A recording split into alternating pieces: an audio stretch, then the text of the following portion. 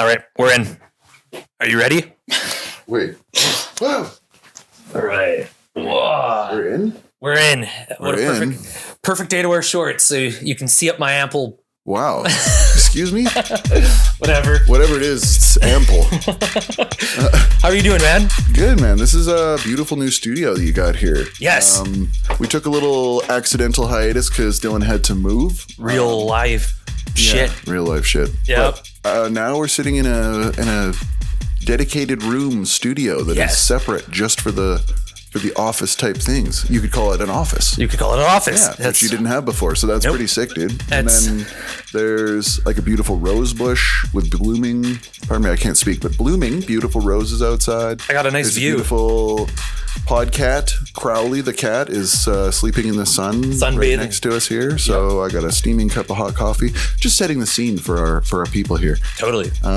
It's good to be back. Yeah. Good to see you, buddy. I haven't seen you in a month? A month and a bit at least. On this episode of These Are My Friends. Dankenstone's Bongsters, Graham Smoker's Stankula was the game. Okay. Soon after this, Frank found himself sitting on the bench in Queens while awaiting his move to Woodstock. So they're still helping him. This is cool. When he was shot with a pellet gun and blinded through his left eye. What the fuck? This is like one of those things where it's like... Did I just make this up? In 2007, with the help of a CSI fingerprint analysis kit, they finally had the tools. Just sprinkle the powder on the crime scene, blow, and Viola. Proof that it was your kid's sister who stole the cookies. Bam. That was the idea, except for the manufacturer of the CSI kit, Planet Toys, had made the mistake of using a factory in China that cut their fingerprint powder with 7% tremolite, a nasty carcinogen, and one of the most toxic forms of asbestos known to mankind. Wow. Now back to it. Kind of came up suddenly, where I don't know if I explained this last time or if this all happened just after our last podcast, but we were in a place that our beautiful landlords, they were great people, had some unfortunate news. Beautiful. Yeah, they were beautiful. They had some unfortunate circumstances with family members getting diagnosed with something pretty scary. Oh, lame. And that's horrible. She lived like a couple hours away and her treatment was down here. So they're like, yeah, sorry guys, hate to do this, but we need this place back. Again, life. Yeah. Nothing you can really do about it. So we're like, oh, and it was just all of a sudden, it was literally 0 to 60. They gave us 3 months, but the more time we took, the more time that the mom wasn't in the area she needed to be. So you're like, it's on your conscience a little bit. Of course, yeah. You guys are good folks, so you're trying to obviously help. We found this place very, very quick within like a couple of weeks. I would say you lucked out because it's beautiful. Yeah. And the ceilings are all vaulted and high, especially compared to the last place. And the backyard is gorgeous, full of trees of all different types, arbutus. So I'm like, it's very cool here. Private. Happy for you guys. It's really cool. Yeah, thank you, man. Yeah, it's this is what I wanted when me and Danny first moved in together. I wanted a dedicated workspace, and we like the last place we had was half the size, so that wasn't going to be our forever place anyways. But we just moved in that place. But now I'm like, yeah, no, we're getting a place, and I'm getting an office. Stepping stone, and now we're here. So yeah, So cool stuff's going to happen in this room, I think. These are my friends. All right. Okay. So I have a few things I'm just going to go over the subject matter of what I brought to the table today. Okay. So there's this guy named Jackson C. Frank. He had quite the tragic life. It's not a huge story, but it's kind of cool. He was discovered by Paul Simon, so we're going to go into that. JUB-JUB was stoked that we're back in action again, and he threw us a movie review. Yo, the other day, just real quick, I was listening to Conan O'Brien's podcast, and he was just making up some silly name of some random person as a joke, and he said JUB-JUB as the name. He was the one that created JUB-JUB. Oh, really? So that's from Conan. It's from Conan. That's actually a dope. That should be his gamer tag, Ponan O'Brien. Ponan, P-W-N O'Brien. Ponan O'Brien. Yeah, you just came up with that. Yep, that one's free. Yeah. There you go. But so JUB-JUB is apparently, because he was an early writer on The Simpsons. Yep. He was tasked by one of his other friends. I don't know who it was. They're like, I don't know how you do it. I don't know what you do, but I want you to get JUB-JUB somehow into The Simpsons. And he's like, oh, okay. So it's just this goofy character that Conan used to make up, JUB-JUB, or he just... And Patty and Selma had a pet lizard named JUB-JUB. So he just gave them a lizard named JUB-JUB. And they're like, so some guy made him, and he did it. And that's now, that's how it came to be. Yeah. Okay, I have higher respect, even more higher respect for the name JUB-JUB. JUB-JUB, yeah. It's, unoriginal for Tyler, but very original for Conan O'Brien. Wow, that's pretty tight. So yeah. Anyway, weird side piece there. No, yeah, totally. It's, so he has a movie review. I have a list of old school toys that are kind of hilarious. Nice. But in a scary way. Hey, here's brick of lead. Let your children play with brick of lead. It can hold down your paperwork. 80% asbestos free. 80% asbestos free. Brick pretty of good. lead. And then there's this actually, we're kind of talking about it before when you first popped in, but there's a game that I just watched people play and it gave me an idea for you. So I'm going to open up with that. But what game that you watched people play that gave you an idea for me? Correct. Wow. Yeah. Figure these riddles 3. What did that sentence mean? I'm touched. Yeah. So I got some fun stuff. It's gonna be a nice, light, breezy kind of get back into the swing of things. It's nice. Quite fair weather podcast right now. Totally. No. Sun is blasting in this window. It's awesome. We're in a good position here. What did you have? We're set up. We're all good here. We're Locked okay. and loaded. Yeah. You have some nerdy talk about imagination? I was thinking about it. Yeah, I was just thinking like how I usually like to hear. I don't know if anybody else likes to hear, but fuck, it's my podcast. But I like to hear what kind of other characters people make in D&D and why, and the way that people's imagination works. And I've been doing a lot of that lately with different groups. Got a few different campaigns running, and yeah, I just thought I'd like do a little bit of a lore drop on each of the things that I'm doing. That's right. So you guys can kind of like have a glimpse inside what goes on in my head day to day when I'm, doing the other 20,000 things I'm doing. Yep. Yeah. Do you want to open with that, or do you want to? Sure. Okay. Well, basically, my family, like my close family, has a D&D campaign set up. That's rad. Yeah, it's sweet. Family activity. Yeah, like I mean, I don't know how many people are lucky enough to get their parents and siblings and stuff all in a room and interested enough in doing it to make characters and like start a campaign, but we've managed it. Yeah, that's crazy. My sister's boyfriend is quite a proficient DM. Yeah. And so he makes things run very smoothly for them, and we just try to keep it like as like light and fun as we can, so that it's not just like getting mired in battle and statistics and shit.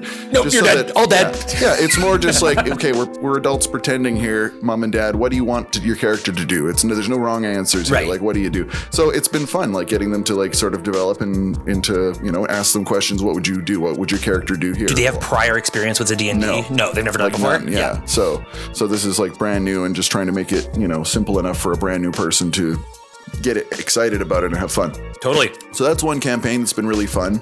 My mom plays a fairy that is named Mamacita, who is like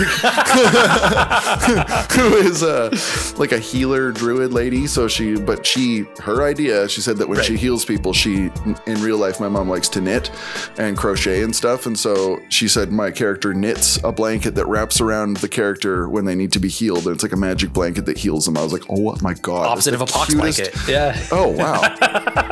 I guess sweet. It is the opposite of a pox blanket. Dylan, well done. Yeah, good observation. Just the most cutest thing in the whole world. You're like, pox blanket. Pox blankets, of course. Yeah. Okay, but anyways. The opposite. Yeah. So that's sweet. That's my dad's a big blue dragonborn barbarian. So he breathes lightning and stuff, and his character doesn't say much. He's like, oh, I don't know, I might just want to sit and watch or whatever. And I was like, your character doesn't have to like get involved or say much, right? He's like, well, that's true, I guess. Like, you can just stand there. It's like, what does the blue dragon man think? Shrug. Strong, like, silent type. Yeah, doesn't have to say shit. Like, he's like, oh, that's true. My dude is like a troll paladin from the Citadel of Knotted Oak, which I like to tie in stuff from Spellthrone lore and stuff like that. I'll either take a character from Spellthrone lore or from my own book that I'm writing or something like that. Cool. Usually to try and develop the character for free, like 100%, right? Like it's better than me sitting by myself in a room trying to figure out what the character would do when we have an entire gaming system that can try to help me with that, right? So 100%. I kind of like piggyback a few of my characters from my novel that I'm trying to write with like various tabletop campaigns that we're doing. So troll paladin dude from the Citadel of Knotted Oak, which is one of the Spellthrone song titles that I was developing. And speaking of Spellthrone, we dropped another album, the third album. Third album. Nice. When all thrones fall silent. Very cool. Yeah, that was a couple Fridays ago we did that, so that's cool. It's funny seeing like, because I can release those albums so quickly that it's cool to see like, 3 months releases apart or whatever. Right. The algorithm really loves that. Like it really, like our numbers double on the third release. Because it wants, it knows you're feeding the machine. Yeah, right? Like it's consistency. Right. Whereas like with a metal band, it's like good luck if you're getting an album out a year. Yeah, of course. If you're making it well, right? Like when we are trying our best, we're going as fast as I can really go whilst making something good, which, by the way, segue into Torfai's new record is definitely in the final mixing stages, and we may be on to mastering soon. Ooh. So that's exciting. So like lots of music things are sort of coming to a head. fruition. Yeah, but at the same time though, like yes, the album is nearly done sound-wise, but we're in no rush to release it. Like we'll probably be doing some label shopping for a while, and before we've been met with like, okay, we're done our album, now let's go look at labels, and then all the labels say we're full up for this entire year and into next year, so do you want to wait till next year to release on our label? And we're like, no. I don't want to wait a whole year. Music is already 2 years old. I don't want to now make it like another. So this time we're kind of like going in knowing that might be the case. So, I don't know. Prepped for it. If you want to hear the album super bad, just DM me. That's awesome. Yeah. But anyway, I don't know. Just nerd shit, like lots of nerd shit, I guess. Love it. I know that lots of people are getting into more nerd stuff. So I guess, I feel like maybe the people wouldn't find this interesting before, but maybe now it's kind of cool. Like everything's getting more acceptable. Like back in the day, if you were a nerd, you were in glasses and pocket protector and getting egged. Now, now everybody just gets egged. No, it's cool to be egged. Matter. You can be a huge jock, just bam, splat with an omelet. But nerd. Yeah. But anyway, nerd because you're playing baseball or something. A bunch of like dudes on the way to D&D, like fucking fling a bunch of magic cards at you. Like, nerd, fucking nerd. With your soccer ball, algorithms and shit. Yeah. But anyway, I don't know. So there's there's the family game that I'm playing. There's all those. There's and Ola's playing with us as well. So she's like an elf maiden chick who could change into a polar bear, and she like sweet. We're in the middle of some giant orc coliseum, and she 1v1'd the like smallest orc in the town or whatever, and like he was a super sketchy like rogue dude who almost ended up taking a bite out of it, but she ended up stomping the dude. Yeah, it was pretty cool. Yeah, cool 1v1 fight that earned her a ferry passage to the next place. So next time we play, I have to fight the biggest orc in the town. It's probably not going to go well for me, but does the orc have a name? I don't know. Just biggest orc. Just like the largest one in the town. I don't know. B.O. Big orc. Big orc. So dork. Yeah. My troll dude is even bigger than him, but he's also not as powerful. So we'll see. But dude is all about, as a troll would be, about regenerating health and stuff. So I might just like go and stand and just like laugh at him and like take punches until and just keep healing as long as I can and try to last without ever attacking him. Yeah. Just keep getting smashed in the face by this dude and then not caring.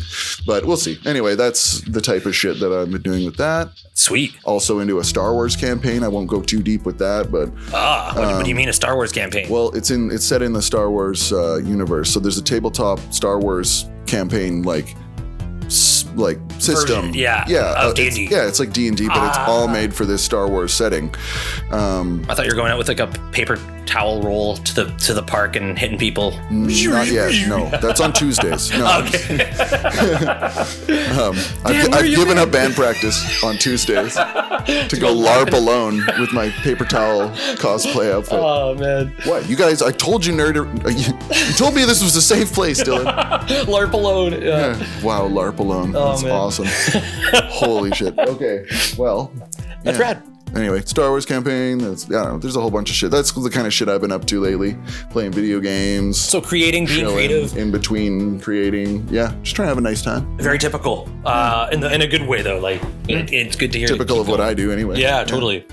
Yeah. I'll just most of the things have been like all in the pretend world with like a few close friends. So the crazy things that have happened are probably only kind of interesting to me and my friends. But I mean, it's the imagination part of it is still cool. It's like, don't let that childhood skill die.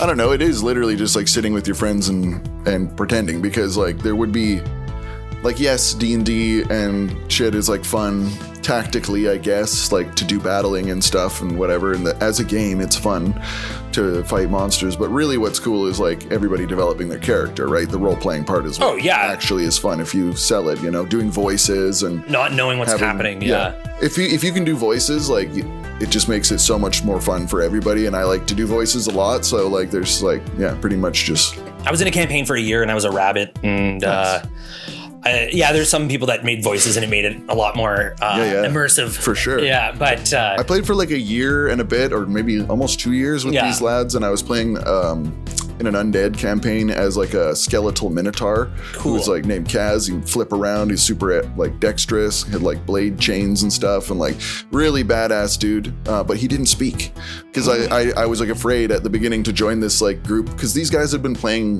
Dungeons and Dragons as long as I had been playing music. Right. And I was like, holy shit, okay, I don't know anything about this. This seems very overwhelming. The whole character sheet is like a lot of numbers and shit. I don't understand how they're pulling these numbers from, but all of them are like DMs. Like they're all like super good and knowledgeable with the game, and so they just know innately what things do and what things are called. Right. And so I would just sit quietly kind of and just think, what's my next turn gonna be? My character doesn't have a tongue. My next turn was gonna be usually like move over here and then smack the dude. Yeah. And then smack him again if I get a chance. That's like pretty much it. And so I just didn't talk and just did that for a while and let everybody else do the things. And then I was like, by the time we were doing the Star Wars campaign with the same group of people, I was like, super ready to do this stupid Guno Faz voice with this New York guy from space. I don't know. He's like a real idiot. Awesome. I love Guno. Yeah, Guno's the shit. Yeah. Pretty funny. Yeah. He's just constantly smoking. Yeah. Like, he's just like, it's funny because like his race is called a Balosar. So apparently do you remember in like, I think it's Clone Wars or something like that, where Obi-Wan is like in the bar and the guy's like, do you want to buy some death sticks? And he's like, you don't want to sell me death sticks. He's like, I don't want to sell you death sticks. Like, you want to go home and rethink your life. He's like, I want to go home and rethink my life. Yeah, no. And he like goes off, you know that? I don't know. I've seen... Tries to sell him smokes or whatever in the bar, and he's like, no, you don't want to sell that. I've seen 1, 3, and 6. Okay, that's what you're supposed to do. I think I went the other way with it. Yeah, every other one people normally do in a series of movies. It made no sense to me. No, it didn't have to. Yeah, a lot of cool lasers. No, I don't know. But anyway, that's what the guy is, regardless, for those of you all at home that know the death sticks scene, which is why I would used to call smokes death sticks. But that guy is a Balosar, and apparently their race can't get addicted to cigarettes. That's the thing. It's like, or like the harmful effects of, they can be addicted, but the harmful effects don't hurt them. So they can just like chain smoke. Freely chain smoke. So the dude is just like disgustingly, like just smokes forever. Gnarly. Sounds like a red time. See, this is like not a real thing or person or even story that anyone else can go see, but now y'all know about that. There you all know about Guno. Guno the Bruno or whatever he was. He's a Balosar. I knew it started with a B. Guno the Bruno, of course. He's got antenna palps that make me re-roll perception if I want. That kind of sounded rude. That's pretty funny. Just like going off for 15 minutes. It's like, yeah. Guno the Bruno. Yeah, whatever. Anyways. I can tell you're really interested in this. It's really cool. No, it's not really cool. Don't say that.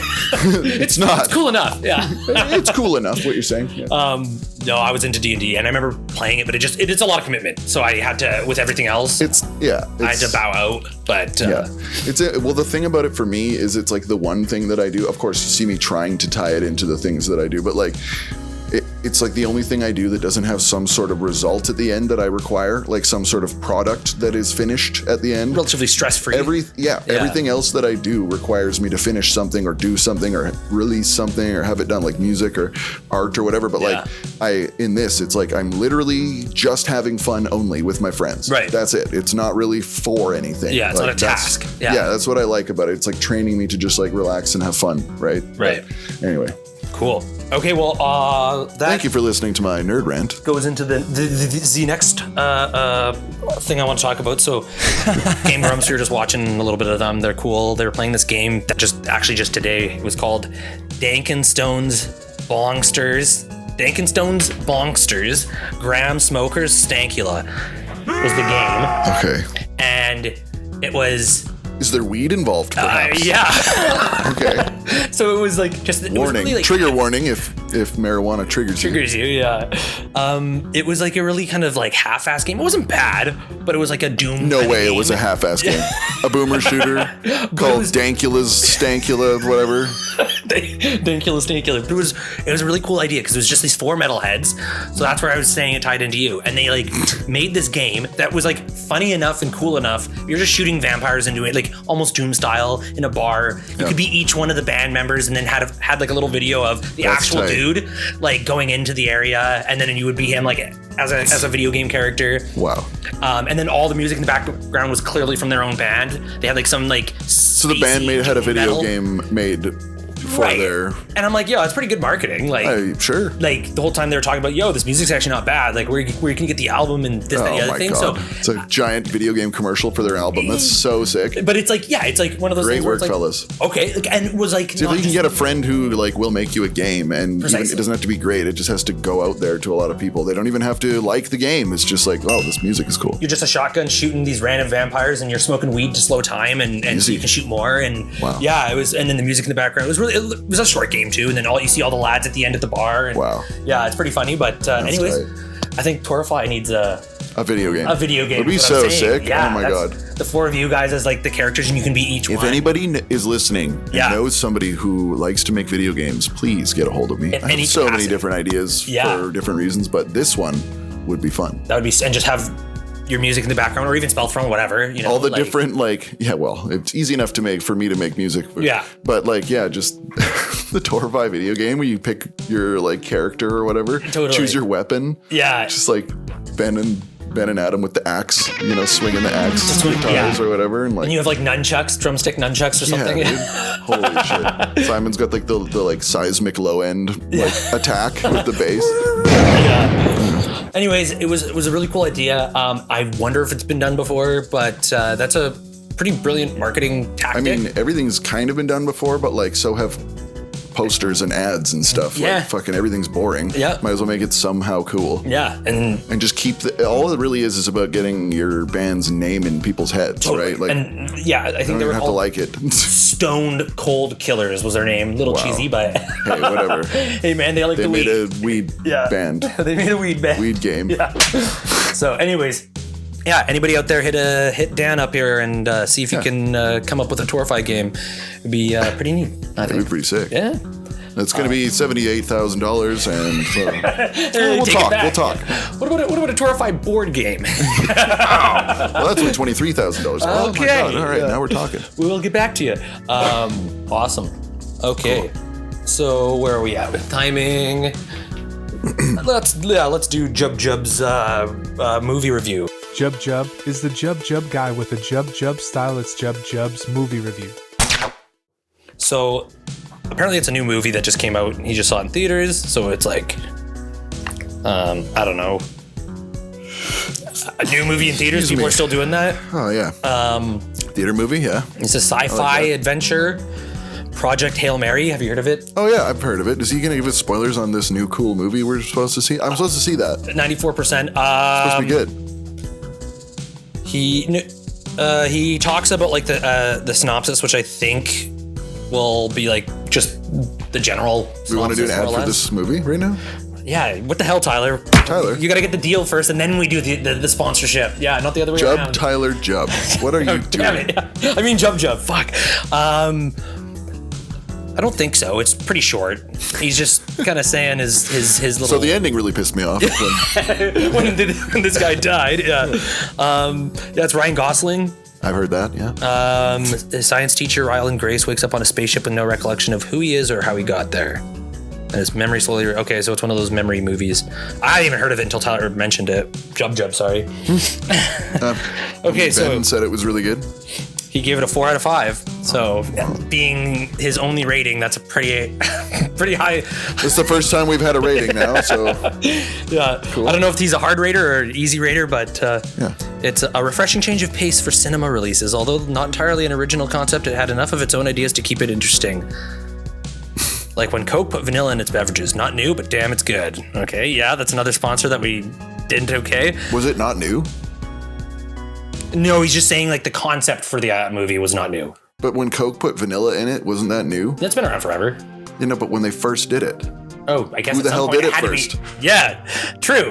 Cookies? Yeah. Like, it's not when Coke put vanilla in their Coke, but that's not new. It's like, who did it before? Huh? Who does he know that? Who were they copying? Vanilla. They could have been. Sprite? I don't know. Yeah. Oh, I think that Sprite is owned by. Anyway, whatever. Okay, we see what you tried to do there. Nice Now, all caps, Ryan Gosling can pretty much make any movie work. The guy is so damn charming, okay?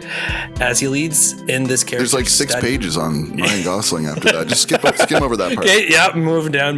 Yeah. We see how a single character in solidarity just survives and preserves.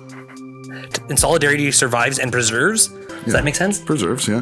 Until he meets a friend. That is out of this world. Perseveres. I needed more context of words around it. Survives and persevere until he, but it should be perseveres plural. Yeah. Until he meets a friend. That not plural. It's not more than one persevere. It's just something he's doing anyway. Whatever. God. Yeah, this is the guy you want to pay to read your reviews. Come at me. Discounted prices. Just butcher the whole thing. This movie sucks. The one and only drawback really is that the concept of the movie seems to be an overused plot, a nerdy scientist who needs to find his balls, as he's the only one to save the human race. With that being said, there's a reason why overused things and a plot in it's vague enough for an individual to make it their own. Drew Goddard does just that and makes it a great experience sitting at 2 hours and 37 minutes. It'll hold your attention throughout the entirety of the movie. I feel like I just made this review my own. Yeah. In my head.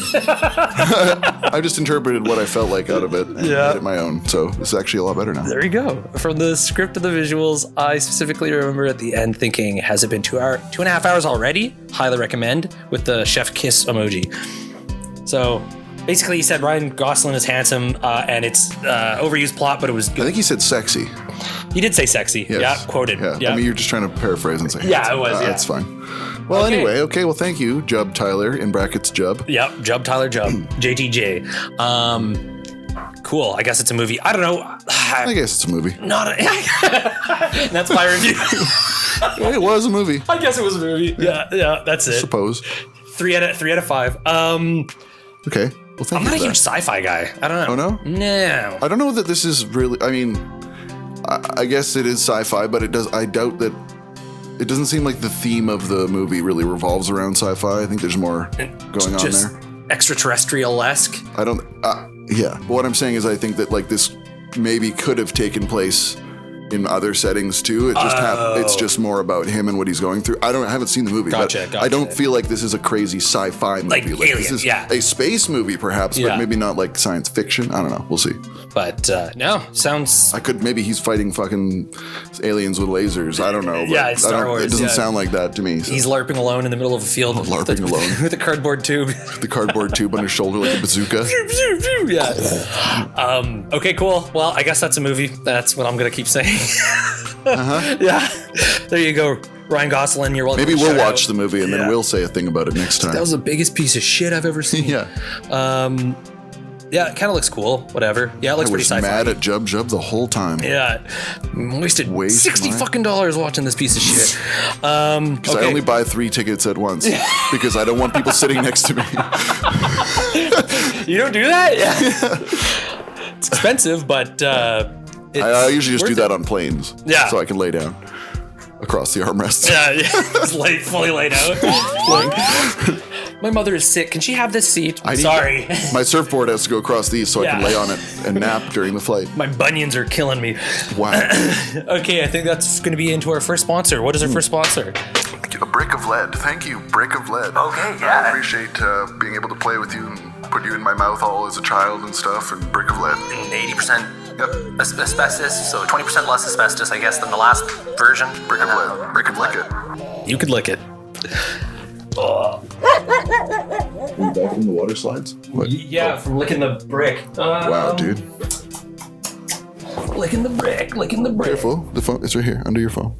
Yep. Just hiding stuff. What was that? Yeah, an explosion. Okay. Thank you, brick of lead. Thank you. God, that tastes good. I can't taste anything anymore at all. You don't think that. Okay, so Jason C. Frank. Boom. Adjacency Frank? Jason C. Frank. Oh, Jason C. Frank. Yeah. So he was an If you're out American. there, come to the office, please. Jason C. Frank, it does kind of like a what is it? lawyer. What is it? He was an American folk musician. He released his first and only album in 1965, produced by Paul Simon of the Simon and Garfunkel legends. After the release of the record, Frank was plagued by a series of personal issues and was diagnosed with schizophrenia and protracted depression. That prevented him from maintaining his career. Boop, boop, boop. Frank spent his later life homeless and destitute. Wow. And died in 1999 of a combination of pneumonia and cardiac arrest. Jeez. Though he only recorded one record, he has been cited as an influence by many singer-songwriters, including Paul Simon, Sandy Denny, Bert Janus, and Nick Drake. Rolling Stone journalist David Frickel called Frank one of the best forgotten songwriters of the 1960s. That's honorable crazy. title, but kind of one of the best forgotten writers. Yeah, I mean, that's just, yeah, I guess it's just showing people that he should have more credit. Totally. Yeah. But he had a whole life full of just shit. So Frank was born Jackson Carey Jones on March 2nd, 1943 in Buffalo, New York, the only child of Marilyn and Jack, a test pilot. He later took on the surname of his stepfather, Elmer Frank, an Army officer and food chemist. He was raised Christian, though he became atheist in later life. Army officer and food chemist. Okay. Right? That's a normal job. Gotta hustle. Yeah, it's like this day and age. 2 jobs. Yeah. Army officer and food chemist. Yeah. On March 31st, 1954, when Frank was 11 years old, a furnace exploded at his school, Cleveland Hill Elementary School in Cheektowaga, New York. The resulting fire killed 15 of his fellow students, including Marlene, Frank's then girlfriend. What? Yeah, when he was 11, about whom he would later write the song Marlene, and whom he intended to name a second album after, but he didn't get to make another album. Holy. Frank survived after escaping through a window, but had burns to over 50% of his body and had to stay in the hospital for 8.5 months. Dude. Yeah. That's horrible. At 11, his song Yellow Walls was written about his stay. Yellow walls that shine like silver, dark green windows stare never closed, from yellow walls that shine like silver. Wow. The trauma from the burns also caused extensive damage to the parathyroid glands, resulting in an unregulated buildup of calcium in his body that led to extensive joint problems and caused a bent posture and pronounced limp that lasted the rest of his life. So like Quasimodo'd him or something, kind of. Oh, that's not a nice way to say it, but Right. I guess. He Yeah. is hunched and, walks. He's crippled, I guess. He got that's super horrible. crippled, yeah. Holy crap, the kind of things that can happen to a person. Holy moly. During his hospital stay, he was introduced to music when a teacher, Charlie, brought Frank an acoustic guitar to keep him occupied during the recovery. He was influenced greatly by Elvis Presley as a teenager. He once received a letter and autograph from Elvis, as well as a visit to all children injured in the fire from actor Kirk Douglas. So his life wasn't all bad. No, he got to meet Kirk Douglas while he was crippled in a bed. I got a letter from him. And a letter from Elvis. Due to Elvis' rising popularity, a meet and greet with children from Cleveland Hill was canceled. Oh, okay. Oh man, when is this guy ever going to get a win? Dude, no. However, in Stole his dub. Yeah, damn it. However, in 1957, Frank traveled to Memphis, Tennessee with his mother and passed the singer's home, Graceland, coincidentally meeting Elvis's father, Vernon, by the front gate. So he met his dad. That's Okay. something. When Frank's mother explained who he was taken inside the house to meet his idol. Oh, okay. Oh. He's back. They Everything's tripped on the front stairs and was flung into the pool, which was full of acid at the time. Oh my God. Holy hit his crap. head, woke up back in the same hospital bed. Oh my God. In high school, he developed interests in history and writing while trying his hand at poetry and novel writing. Wait. Did he go in and meet Elvis? When Frank's mother explained who he was taken inside the house to meet his idol. So I guess so. Oh. Yeah, so Okay, yeah. well, that's good. Something's coming up, Millhouse. Thank goodness. In high school, he developed interest in history and writing while trying his hand at poetry and novel writing. He decided he wanted to become a news reporter. He worked on and off for the Buffalo News throughout his late teenage years. During this, his passion for music grew, and he began performing at local coffee houses and art galleries. He often added comic relief to his performance, such as arguing with his microphone in an attempt to hide his stage fright. That's pretty sick. Mm-hmm. So, like, dude, like, he overcame his stage fright and whatnot. That's cool. Arguing with the microphone's funny. Also, like, doing bits. Obviously had a sense of humor, or else that probably wouldn't have carried him through this very tough life that he had. I mean, I feel like people who have had like brutal traumas like that tend to be kind of funny. You know? Yeah. If they don't go the other way, they tend to kind of like look on the bright side, right? Oh, yeah, you kind of have to, or else you're just going to spiral. Yeah. That just shows how powerful laughter is, I guess, if that's the case. Yep, strong will. In 1961, he enrolled at the Gettysburg College and began studying journalism. There he met fellow musicians Mark Anderson and Tim Parsons. Together, they formed a folk band called the Drargy Singers. Drargy Singers. What is that? De jure. It's like D''Guray. Singers. De jure Singers. The De jure Singers. It's got some swing. A name Frank coined, but with no particular meaning. Okay, that's why it was so hard for me to say. It's nothing. It means nothing, yeah. Cool. The three performed both covers and original songs for the college radio station. After just a few months in further education, Frank's grades began to decline and he dropped out in spring of 1962. Okay. When he was 21, he received an insurance payout of $110,000, which is roughly $1.1 million today. From the fire? For the injuries he spent. For his injuries and spent the money carelessly. So for his the accident from the school. Spent the money carelessly is too bad about that, because that's a lot of money back then. And it's an insane amount of money. He quit his newspaper job, bought several cars, and frequented clubs in Toronto with his friend John Kay. In February 1965, he made the decision to move to England with his girlfriend. At least he had some fun. Yeah, whatever. I mean, you can't totally hate on that. Life's short. Kathy Henney. He moved in with his girlfriend Kathy, though they broke up shortly afterwards due to Frank's declining mental health. Ooh, okay. Too bad. So his debut album. Too much brick-a-lead. Yeah, too much. Yeah. They knew not what they were licking back then. They're licking the brick. They're licking the brick. His eponymous 1965 album is eponymous. Does that mean after death, or am I thinking of a different word? Where? It's a large page. Eponymous album? I actually don't know what that means. I don't know. It's not like I'm thinking. What is the word that means like when something's released after somebody dies? Oh yeah, I know. Yeah. Yeah. That's what. Anyways, it'll come to me. Posthumously. Posthumously, yeah. Thank you for breaking down the Latin for me. Oh my god! Damn it! That's how it works. That's how my brain works. Doctor in here. So Jason C. Frank was produced by Paul Simon. So the album was called Jason C. Frank. Was produced by Paul Simon while the two of them were living in England, immersed in the begrudgingly local folk scene. The album was recorded in 6 hours at Levy's recording studio, located on 103 New Bond Street. Just ripped it in 6 hours. That's pretty and it's crazy. Influential. Yeah. That's crazy, yeah. Frank was so shy during the recording that he asked to be shielded by screens so that Paul Simon, Art Garfunkel, and Al Stewart could not see him, claiming, "I can't play, you're looking at me." The best known track for the session's Blues Run the Game was covered by Simon and Garfunkel, and later by Whiz Jones. Blues Run the Game?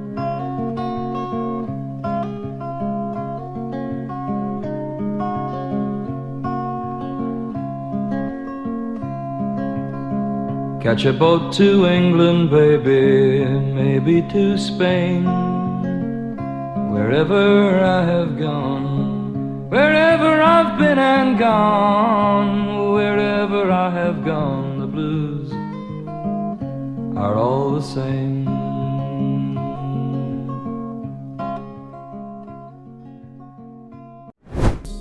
Blues Run the Game. This man, like, this entire time I've been thinking about how this man has every right to sing the blues, you know? Yeah, I mean, he's just born with it. Downtrodden dude. Yeah. Counting Crows, John Mayer, Mark Langan, what is that? Screaming Trees? And a decent amount of people covered that song too. Also Nick Drake, wow. The song was also heard in the 2018 film The Old Man and the Gun. Cool, so we had some clout. Notoriety. Yeah, some clout from his album. It's always so crazy to think of people who are dead achieving more fame now that when they're already dead. Like, just the saddest one ever, just to drop the bomb, the mood bomb that always gets me is Bradley from Sublime. Yeah. Right? Like, they got so big. Like, Sublime is ubiquitous, gigantic band that everyone knows and everyone knows the words, and he never knew that. Never knew any of it. Yeah. That's crazy to me. What a weird curse. Yeah. Like, that's fucked. Like, he had some recognition for his work right before that album dropped, but I mean, obviously nor to the national level that it got not, after. Not like a household name. No, you know God, what I mean? no. Like, imagine knowing that. What is it? Yeah, no. Oof, that's crazy. Yeah, a little depressing. Tragic. By the early 1970s, Frank had begun to beg aid from friends. He spent a while renting rooms and sleeping on couches. In 1971, a meeting was arranged with Art Garfunkel to share new material and potentially give him the rights to the unreleased song Juliet. However, this disrespectful behavior of Frank and the hippie friends he brought along made Garfunkel uncomfortable. He left the discussion early, never to return. Ooh. So he blew his opportunity with Garfunkel. This guy, this is a troubled individual. Very troubled, yeah. You know, like doesn't really know what he has in front of him, doesn't know how to make the right choice kind of thing. But who knows? We weren't there. We don't know what it looked like to him. Frank then spent time playing for live broadcasts as well as working an unpaid entertainment job for a local fair. During a particularly productive period, Frank managed to write multiple new songs as well as the opening of a potential book, which he'd named Society Doll. In 1975, Carl Dallas wrote an enthusiastic piece in the British weekly music newspaper Melody Maker, and in 1978, Frank's 1965 album was re-released as Jackson Again, with a new cover sleeve, although this did not, in the end, make his music much more popular outside of a small number of his fans.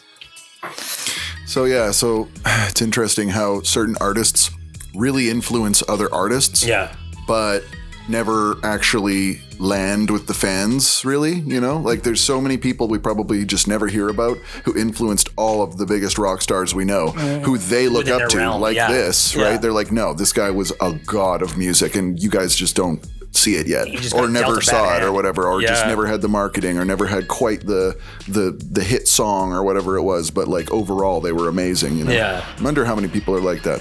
By all means, should have made it. Sorry, my roof is raining. Holy crap. Train went by. As the medication given to him alleviated his paranoid symptoms, Frank made the decision to stop taking it. He soon began to run around naked again, sometimes wearing a cape and carrying a sword, naming himself after the Walter Scott character Lochinvar. He's licking the brick.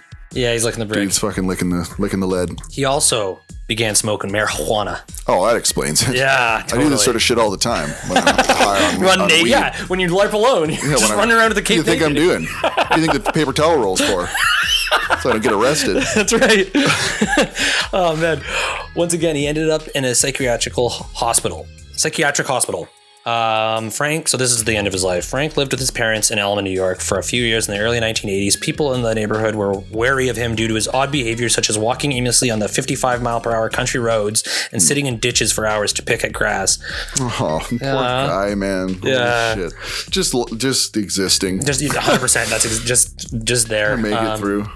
However, he was cut a lot of slack due to his involvement in the Cleveland Hill fire. In 1984, his mother, who had been in hospital for open heart surgery, returned home to find Frank missing with no note or forwarding address. Frank had gone to New York City in a desperate bid to find Paul Simon, but ended up homeless and sleeping on the sidewalk. During this time, he found himself in and out of various psychiatric institutions. Frank was treated for schizophrenia, a diagnosis that was denied by Frank himself. He maintained that he had depression caused by the trauma he experienced as a child. Just as Frank's prospects seemed to be at their worst, a fan from the Woodstock area, Jim Abbott, discovered him in the early 1990s. Abbott was discussing music with Mark Anderson, a teacher at the local college he was attending. The conversation had turned to folk music, which they both enjoyed, when Abbott asked the teacher if he had heard of Frank. He relected, "I hadn't even thought about it for a couple of years," and he goes, "Well, yes. As a matter of fact, I just got a letter from him. Do you feel like helping a down-on-his-luck folk singer?" Frank, who had known Anderson from their days at the Gettysburg College, had decided to write him to ask if there was any way in Woodstock he could stay after he had made up his mind to leave New York City. Abbott phoned Frank and then organized a temporary placement for him at a senior citizens home in Woodstock. Abbott was stunned by what he saw when he found Frank in New York. "When I went down, I hadn't seen a picture of him except for his album cover. Then he was thin and young. When I went to see him, there was this heavy guy hobbling down the street, and I thought, that can't possibly be him. I just stopped and said, 'Jackson?' And it was him. My impression was, oh my God. It was almost like the Elephant Man or something." Whoa. Jesus. He was so unkempt, disheveled. He had nothing. It was really sad. We went and had lunch and went back to his room. It almost made me cry because here he was a 50-year-old man and all he had to his name was a beat-up old suitcase and a broken pair of glasses. I guess his caseworker had given him a $10 guitar, but it wouldn't stay in tune. It was one of those hot summer days. He tried to play Blues Runs the Game for me, but his voice was pretty much shot. Oh, man. Soon after this, Frank found himself sitting on the bench in Queens while awaiting his move to Woodstock. So they're still helping him. This is cool. when he was shot with a pellet gun and blinded through his left eye. What the fuck? This is like one of those things where it's like... Did I just make this up? Yeah, this possibly is that can't get real? Yeah. Like, some guy's like, hey, look at that. Look at that guy. He looks really... Shoot him in his head. Yeah. Holy shit. That's insane. Just in there like, ow, my eye, gone. All of a blinded. sudden. What? At first, the People have all shooter the could luck. not be found, but it was later determined that local kids had been firing the pellet gun indiscriminately at people, and Frank happened to be in the wrong place at the wrong time. So now like he has no something he depth would do. perception. Yeah. Abbott then promptly helped him move to Woodstock Manor. During this time, Frank received a check from Broadcast Music Inc., began recording some demos of new songs. Frank's resurfacing led to the first CD release of his self-titled album. In later pressings, Frank's demos from the 1970s were included as a bonus disc with the album, and an anthology entitled Blues Runs the Game contained all these tracks, as well as final demos made in the 1990s. So... Frank was later removed by Woodstock Manor for repeatedly urinating out of the window. He lived with Abbott for a while, but in 1996 he narrowly avoided accidentally causing a house fire, so was moved to another psychiatric ward. After 6 months, they could no longer keep him, and his family were in no fit state to look after him, so Abbott became his legal guardian. Oh, rough. Frank died in Timberley Heights, a nursing home in Massachusetts, from a combination of pneumonia and cardiac arrest on March 3rd, 1999, the day after his 56th birthday. So that's too young. Yeah, it's What very a tragic blues musician. Folk singer. Goddamn. And then he got shot in the eye. And then he pissed out his window and got kicked out of his house. Oh, yeah. my God. It sounds like he, maybe didn't do himself a lot of favors in his life, but at the same time, it's like, what are you supposed to do when you're so troubled and have these mental difficulties, right? Or mental difficulties. That's a good podcast name. Mental difficulties? What ours should be called. Especially today. I can barely speak. Every time I try to articulate a sentence, my lips go different directions. That's awesome. Yeah. Oh, man. So that's a sad one. Maybe I'll interject some of that music of his, and hopefully... It's one of those ones that's making me... I mean, I don't know how else to respond to it other than be very happy that I can stand upright and walk properly. I don't have burns to 50% of my body right now. I haven't been shot in the eye. There's all these things that I'm grateful for. Count your blessings. Yeah. Those are at like 4. Yeah. 5 at least. Yeah. We're getting up there. So anyway, sad story, but one of those harrowing stories that actually have some sort of like silver lining to it, where it's at least he's got a depreciation he never knew to what extent. I don't think he ever would have imagined that 2 dorks would be talking in a room about him. Yeah, on the other side of the fucking the White Hills, you know? All right, crazy. And then the last thing that I'm going to rap about are crazy old toys that are weird. One's from 2007. Okay. That's Brick of Lead, right? Pretty much. Yeah. So number 1 is the CSI fingerprint analysis kit. It was every budding household. Enter it into the app. It was every budding. I agree to share my data. Yeah. Are you at 18? Yes. To be able to prove through rigorous scientific analysis that fingerprints on the empty Oreo package wasn't theirs. In 2007, with the help of a CSI fingerprint analysis kit, they finally had the tools. Just sprinkle the powder on the crime scene, blow, and Viola. Proof that it was your kid sister who stole the cookies. Bam. That was the idea, except for the manufacturer of the CSI kit, Planet Toys, had made the mistake of using a factory in China that cut their fingerprint powder with 7% tremolite, a nasty carcinogen, and one of the most toxic forms of asbestos known to mankind. Wow. That's insane. In 2007? Cool. Yeah. In 2007. Yeah. It's like, here, let's get these children to play with powdered asbestos in their hands. That's crazy. Wow. I would like to report that when Planet Toys discovered their fingerprint powder was poison, they jumped into action and recalled every kit in existence. But the fact is, the CSI kit wasn't officially recalled until 2009. That's why it was so hard for me to get like refills on the chalk stuff. Because it was all recalled. I couldn't get any. It's so hard to get, but I managed to get a few. My hands on and use it. Oh, yes. Even scarier, I found one on eBay for just $24. So you can buy some asbestos if you're looking for it, I guess. They shouldn't put it higher than that. Is it less moral to put it cheaper, or it's a defective product? Sell it. Yeah, so it should be probably cheaper. Just flush that stuff. Clearance. Yeah. Number 2, Hasbro Javelin Darts, aka the lawn dart. So this is like, what is it, the 60s or 70s? Hasbro's Javelin Darts were not your average darts. Have you ever played with lawn darts? Oh yeah. Yeah. Those can fuck you up. Oh, totally. You can lose a toe. Yeah. To put this in perspective, if your normal indoor dart was a semi-grumpy porch wasp, the outdoor javelin dart was a giant Asian murder hornet. Oh. When thrown at maniacal speeds Weird with zero choice. skill, the default mode for many juvenile lawn darters, the javelin dart could pierce the skull, and did. A 4-year-old child died in 1970. One of at least 2 deaths out of the 6,100 lawn dart emergency room injuries on record between 1970 and 1988, when the original darts were yanked off the shelf. How could you just be printing these, like making these, manufacture them? Oh, children are gonna love these. They're gonna fling them in the air. They're gonna come down and hopefully not hit them in the skull. So to actually hit a 4-year-old and like pierce the skull. That's just like a Roman war weapon. Yeah. Like, what do you? It's for the Colosseum, not for your children. Playing out, and that's the other thing too, with zero experience of anything, and just like, just go have fun with the lawn darts, kids. Yeah. Timmy threw a lawn dart at my skull. Like, holy crap. Oh my god! Yeah. My parents would yell at me for throwing pine cones back in the day. My mom's like, I knew a guy who lost his eye from a pine cone. Like, okay, fine. My dad actually once. I had to wear goggles outside. Yeah, No, I didn't. No, well, I mean, it's not a bad idea. My dad actually threw a end of a hockey stick one time because he got pissed off. Like some kid was doing something stupid and he like broke his hockey stick. My dad was a big guy and an angry guy. And anyways, he threw the end of the hockey stick and boomeranged, and he hit like a totally innocent kid. Had nothing to do with the situation. And actually made the kid lose an eye. Oh, yeah. That's horrible. Back in the 60s, 70s, yeah. And my dad got in some shit after that. I would feel so horrible. Yeah. Holy fuck, that's crazy. I bet he feels terrible. I think that kid was that Jackson C guy who was just sitting on. No, I'm kidding. A hockey stick flies out of nowhere. Pellet guy got him in one eye, and then a hockey stick got him in the other eye. What the hell? This is why we don't do this stuff. Yeah. Well, you live and you learn. Goggles. Okay, so Flubber is number 3. Sometime in the late 1960s, under cover of night, a cadre of Hasbro employees, a cadre of Hasbro employees disappeared in a field behind the Hasbro factory and buried 50,000 mysterious translucent balls. They already tried burning them, dumping them, and sinking them in the ocean, but the balls wouldn't go away. It was like the plot of some bad 1950s horror movie, except in this case, the monsters was a silly putty lookalike called Flubber, a gooey, benign-looking substance that, unlike silly putty, gave thousands of kids nasty rashes and sore throats. Wow.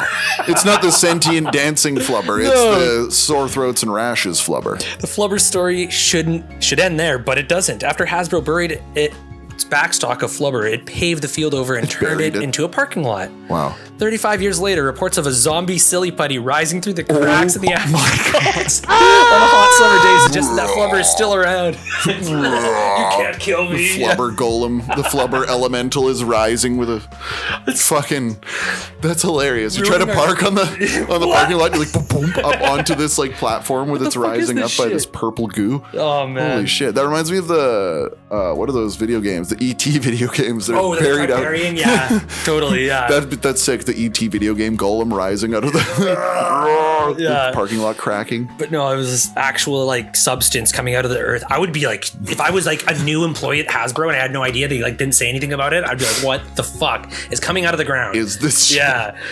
That's horrifying. Oh my god, it's like a Goosebumps episode. What the hell's Flubber, yeah, totally. Hasbro really flubbed that one. Nice. Number 4, We Go kite tubes. Oh, I remember these. So, anyone remember kite tubing? It was big in the mid 2000s. I don't know. I think I did it once. Do you remember this? Like, it was like literally a tube that soared through the sky. Wow, that looks pretty tight. It was fun, but you could crash and die on the rocks. But well, I think I was on one once at the lake. Not ringing a bell. Imagine a massive 10-foot wide yellow beach tube. I'd say the Wago kite tube is actually more of an inflatable craft than a tube, or maybe even a blow-up UFO. Now put your 6-year-old on top, hitch the Wego to a speedboat, and away she goes. Wow. That's your baby girl rising 15 feet into the air like Evel Knievel. Can you see it? Neither could the Consumer Product Safety Commissioner. Wow. Some 19,000 Wego kite tubes were pulled off the shelves in 2006, but not before 3 kite tubers lost their lives in serious kite tubing accidents. Ooh. Yeah. How did nobody see that coming? But how many of them successly did it and had a sick time? Yeah, actually, you know Kite what? tubing. The percentage is all off here. You don't know. It's kind of one of those don't be a pussy. Yeah. Just get on there. Just get good. It sounds like a skill issue. Just get good at kite flying flying at 6 years old. Yeah. Come on, man.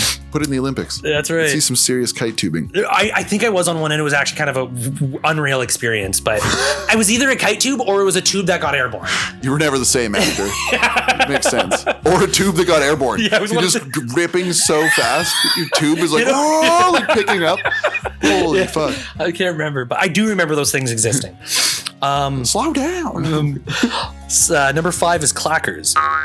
You never knew where toy makers get their inspiration. The inventors of clackers seem to have been reading too many Conan the Barbarian comics when they came up with the idea, because clackers look suspiciously like the kind of skull-crushing projectile Conan would hurl at the enemies from horseback.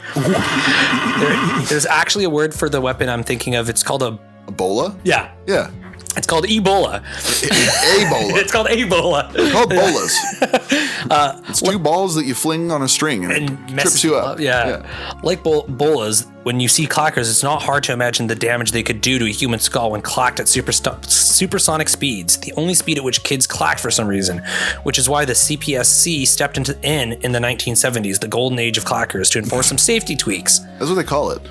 Yeah, like I remember The clacker age. Like I remember when I was a kid. Yeah. I had knew plastic that's what it ones. smelled like. Yeah, I had plastic ones. We had plastic that go back and forth that aren't going to kill you. Yeah. That aren't like a Coliseum weapon. But those were, they were actually like skull crushing back in the 70s. Of course, like just take a hard object on the end of a string and just start flinging it. Flinging it at your friend. What's going to happen? Take out an eye. Yeah, right. or skull or whatever. One more sponsor. Clackers. Thank you, Clackers, for cracking a skull or two back in the day. The original 70s version. The 70s version. They're trying to make a comeback, so they couldn't get Hasbro, so they got us.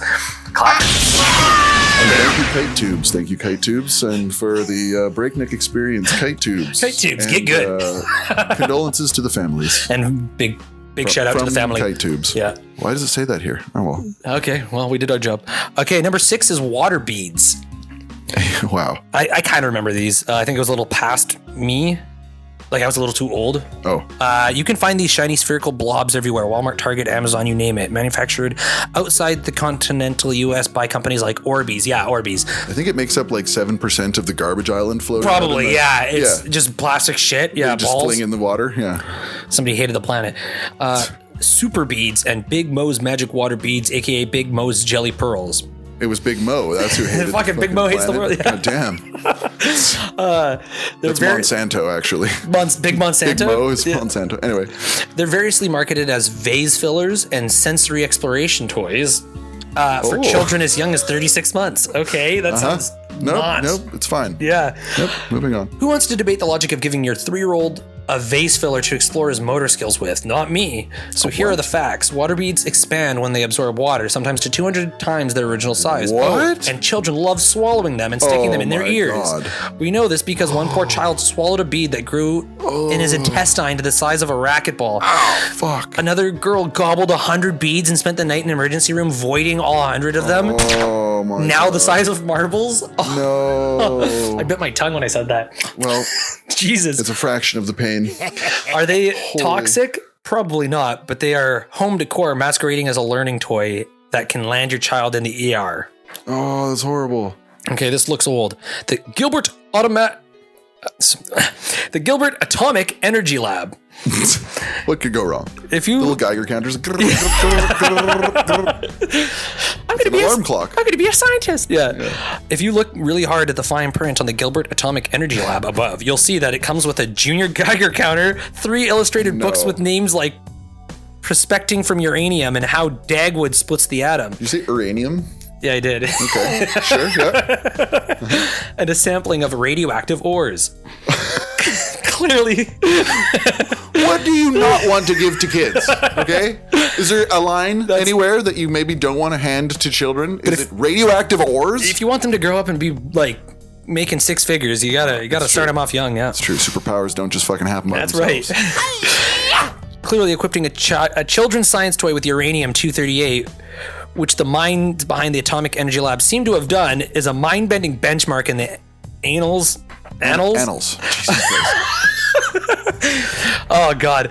Of poor adult judgment. For any children raised in the 50s who got a Gilbert Atomic Energy Lab for Christmas, please don't hand this gift down to your grandkids. The half-life of the uranium is 4.5 billion years, or the age of the solar system. Your radioactive ore is still radioactive. Yeah.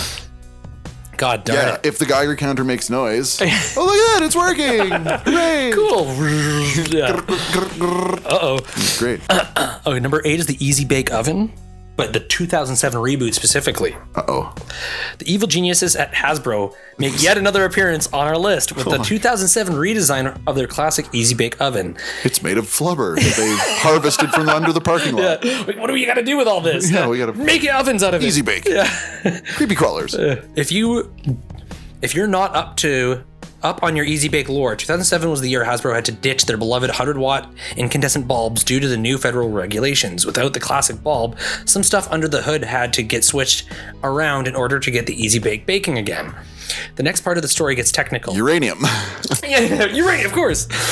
Let's just say the reboot turned out to be an absolute menace for kids. 250 child bakers got their hands stuck inside. Oh. 77 others burned themselves, 16 of them seriously. In the end, Hasbro recalled nearly 1 million Easy Bake ovens. They know what they were doing when they signed the waivers. Yeah, it's all liability off. Thinking about an Easy Bake for your child? The ignominious... Ignominious? Yeah, I think so. Where? Yep. Ignominious. The ignominious end to the 2007 reboot doesn't mean the Easy Bake is necessarily dangerous now, but as well, see from our checklist below, don't stick a gift under the Christmas tree without reading all the warnings first. Okay. The Black Panther I accept Wakanda all battle terms claw. and agreements. Yep. Yeah. You need to actually hit a checkbox before buying it. Oh, this is 2002. I guess it's Black Panther Wakanda. Bringing us to 2022 are the Wakanda battle claws made by, you guessed it, Hasbro. There's nothing dangerous lurking in the fine print here. No radioactive isotopes, no risk of skull-piercing rashes. Skull-piercing rashes? Wow. Skull-piercing. Gross. Never knew how many bad fates there were until today. Rashes, intestinal clogging, or third-degree burns.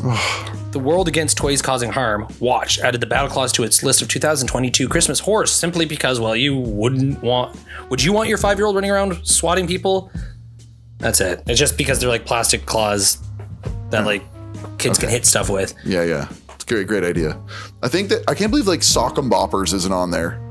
Yeah, How many people have been like given concussions by pins? Oh no, sorry. I was thinking of Rock'em Sock'em robots. Oh, the little robots. Yeah. Oh, my finger's in there.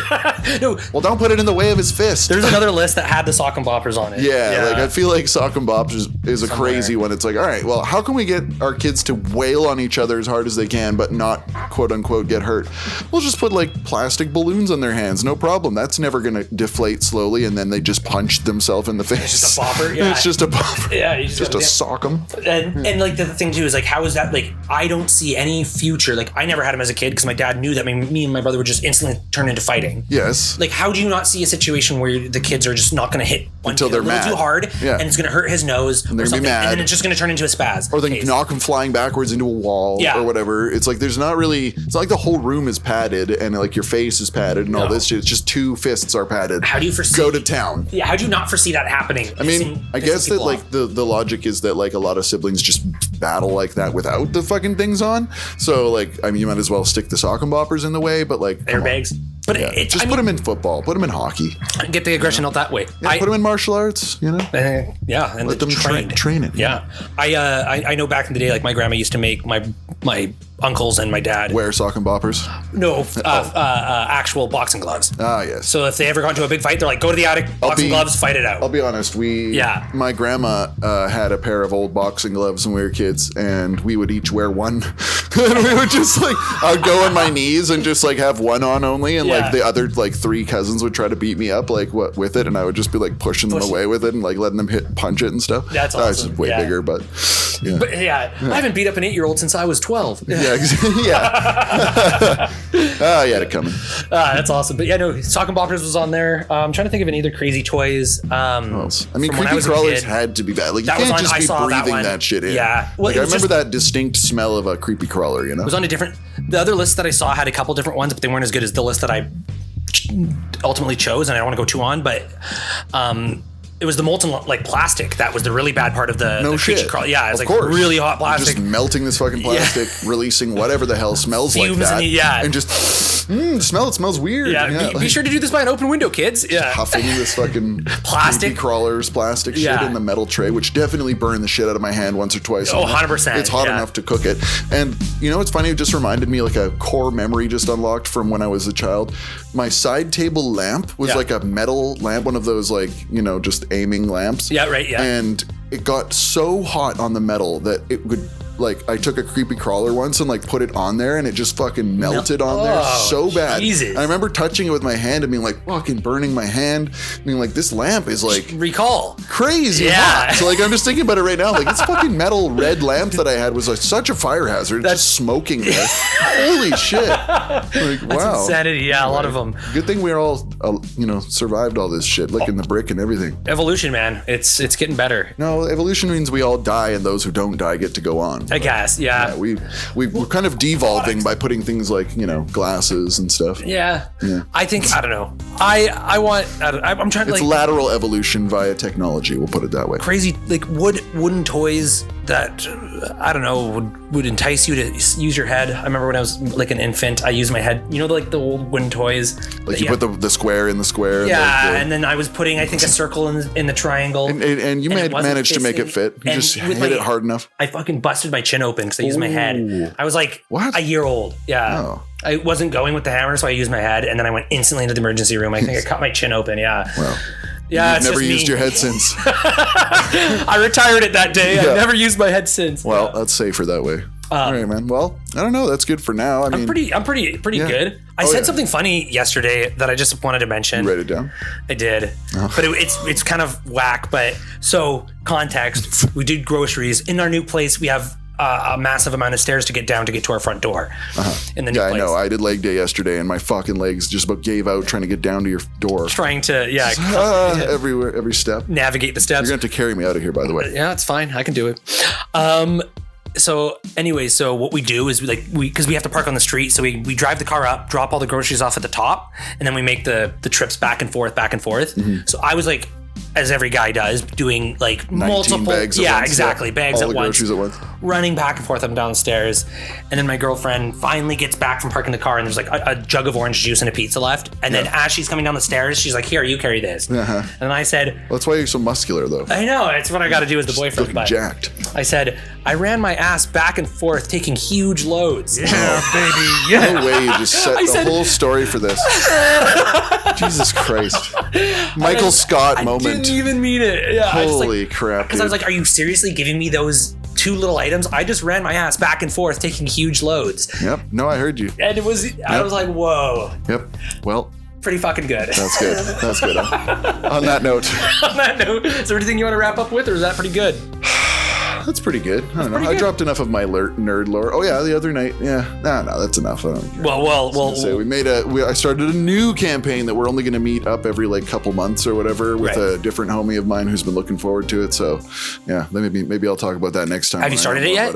We did session 0 the other night and just made characters. So I was trying to double dip and, like I said, and make a character that is like develop a character that's from my novel that I want to write and that I've been compiling stories for. Totally. And this is a character that I want to do. It's a dude that tends the burning libraries. So like he's basically like protecting all of these super powerful tomes of knowledge from, you know, falling into the wrong hands, basically. So he's, you know, if you picture like pouring alcohol over a book and then lighting it, just the alcohol's burning and the heat is not really touching the thing, right? That's what I'm imagining is like going on in this like a full library of just all the book stacks are just burning like that.